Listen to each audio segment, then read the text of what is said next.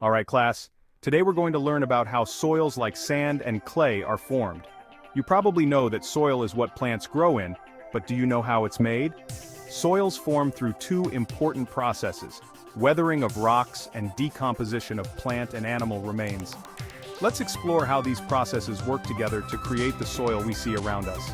Weathering is when rocks break down into smaller pieces over time. Sometimes the wind blows against rocks, slowly wearing them down.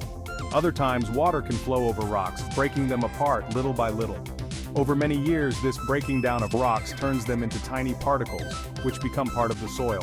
Sand is made up of tiny pieces of rock, and it usually forms in places where rocks have been worn down by water or wind. Now let's talk about clay. Clay is made up of much smaller particles than sand.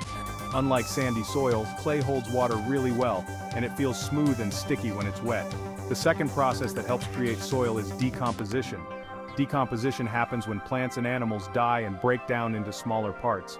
Over time, microorganisms like bacteria and fungi help break down these dead plants and animals into nutrients that mix with the soil. So, when you dig into the soil, you're not just seeing bits of rock from weathering, you're also seeing the remains of plants and animals that have decomposed.